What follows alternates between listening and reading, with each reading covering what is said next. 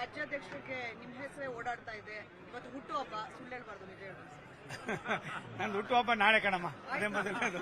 ಸಂಘಟನಾತ್ಮಕವಾಗಿ ನೋಡಿ, ಹುಟ್ಟುಹಬ್ಬ ಒಂದ್ ರೀತಿ ಸೋಮಣ್ಣಗೆ ಶಕ್ತಿ ತುಂಬುತ್ತಾ ಅಂತ. ಒಂದು ಸತ್ಯ, ಪಾರ್ಟಿ ನಮ್ಮೆಲ್ಲರಿಗಿನ್ನ ದೊಡ್ಡದು. ಪಾರ್ಟಿಗಿನ್ನ ದೊಡ್ಡದು ದೇಶ. ದೇಶ ಇದ್ರೆ ಪಾರ್ಟಿ, ಪಾರ್ಟಿ ಇದ್ರೆ ನಾವೆಲ್ಲರೂ. ಲಕ್ಷಾಂತರ ಜನ ಕಾರ್ಯಕರ್ತರಿಗೆ ನೀವು ನೋಡ್ತಾ ಇದ್ದೀರಿ. ಯಾರ್ದಾರು ಮನೇಲಿ ಬೆಳಿಗ್ಗೆ 7 ಗಂಟೆಗೆ ಈ ತರ ಒಂದು ಹಬ್ಬ ಆಯ್ತದೆ ಬೆಂಗಳೂರಿನಲ್ಲಿ, ಸುಲಭದ ಕೆಲಸ ಅಲ್ಲಮ್ಮ. ಅವರ ಅಂತರಾಳದಲ್ಲಿ ಅವರ ಪ್ರೀತಿ ವಿಶ್ವಾಸಕ್ಕೆ ಸೋಮಣ್ಣ ಹೆಂಗೆ ಪಾತ್ರ ಆಗಿದ್ದಾರೆ ಅನ್ನೋದಕ್ಕೆ ನಾನು ಇವತ್ತು ನನ್ನ ಮಗನ ಹುಟ್ಟು ಹಬ್ಬ ಆಗಿರೋದ್ರಿಂದ ಅವ್ನಿಗೆ ವಿಶ್ ಮಾಡೋದಕ್ಕೋಸ್ಕರ ನಾನು ಬಂದಿದ್ದು. ನಾನಿವಾಗ ಭುವನೇಶ್ವರಕ್ಕೆ ಹೋಗ್ತಾ ಇದ್ದೀನಿ. ನನಗೆ ರಾಷ್ಟ್ರದ ಪ್ರಧಾನಮಂತ್ರಿಗಳು ಒಂದು ಒಳ್ಳೆಯ ಕೆಲಸವನ್ನು ಕೊಟ್ಟಿದ್ದಾರೆ. ಇಡೀ ರಾಷ್ಟ್ರ ಸುತ್ತಾಡ್ತಾ ಇದ್ದೀನಿ, ಏನೆಲ್ಲ ಮಾಡ್ತಾ ಇದ್ದೀನಿ. ತಾವೇನು ಹೇಳಿದ್ರಿ ನನಗೆ ಅದು ಸಂಪೂರ್ಣವಾದ ಮಾಹಿತಿ ಇಲ್ಲ, ಅದ್ರ ಬಗ್ಗೆ ನಾನು ಚಿಂತನೆ ಇಲ್ಲ. ಅದರ ಒಂದು ಸತ್ಯ, ನಮ್ಗಿನ್ನ ಪಾರ್ಟಿ ದೊಡ್ಡದು, ಪಾರ್ಟಿಗಿನ್ನ ದೇಶ ದೊಡ್ಡದು. ಒಂದು ನಿಮಿಷ, ಅಂತ ಸಂದರ್ಭಗಳು ಸನ್ನಿವೇಶಗಳನ್ನ ರಾಷ್ಟ್ರದ ನಾಯಕರುಗಳು ಯಾರ್ಯಾರಿಗೆ ಯಾವ್ಯಾವ ರೀತಿ ತೀರ್ಮಾನ ಮಾಡಬೇಕು ಅನ್ನೋದು ಅವರಿಗೆ ಅದೆಲ್ಲವೂ ಕೂಡ ಅನುಭವ ಇದೆ, ಮನವರಿಕೆ ಇದೆ. ನಾನು ಒಂದು ಸತ್ಯ, ನನಗೇನು ಇವಾಗ ಕೊಟ್ಟಿದ್ದಾರೆ ಕೆಲಸ, ಇದನ್ನ ತುಂಬಾ ವ್ಯವಸ್ಥಿತವಾಗಿ, ಇದು ನನಗೆ ದೇವರು ಕೊಟ್ಟಿರೋ ಒಂದು ವರ.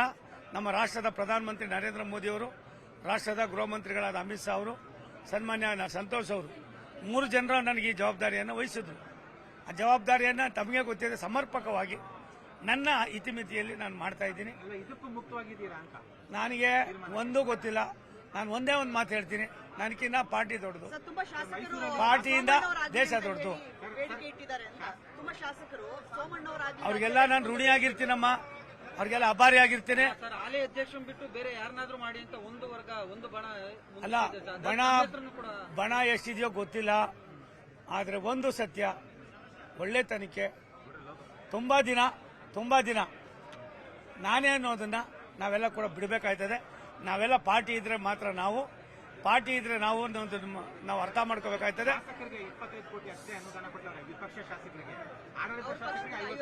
ನೋಡಿ, ಇದು ಸಿದ್ದರಾಮಯ್ಯನವರ ಕೀಳು ಮಟ್ಟದ ಒಂದು ತೀರ್ಮಾನ. ನಾನು ಒಬ್ಬ ದೊಡ್ಡ ಅನುಭವ ರಾಜಕಾರಣಿ, 2ನೇ ಬಾರಿಗೆ ಮುಖ್ಯಮಂತ್ರಿ.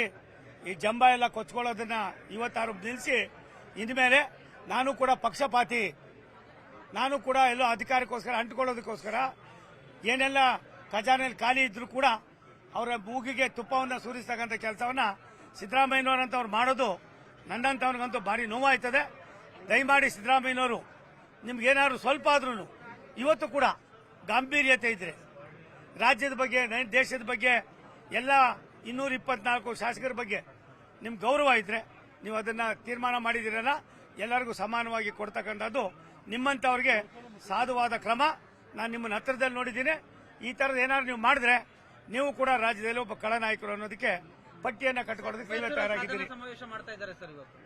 ಏನು ಮಾಡಿದ್ದೀನಿ ಅಂತ ಸಾಧನೆ ಮಾಡ್ತಾರೆ. ಕ್ಯಾಬಿನೆಟ್ ಬಿರೆ ಬದಲಿ ಆಗಿದೆ, ಖಜಾನೆ ಖಾಲಿ ಇದೆ. ನಾವೇನು ಕೊಡ್ತಾ ಇದ್ದೀವಿ ಸೆಂಟ್ರಲ್ ಅಸಿಸ್ಟೆನ್ಸ್, ಅದನ್ನು ಹೊರತುಪಡಿಸಿದ್ರೆ ಏನೂ ಆಗ್ತಾ ಇಲ್ಲ.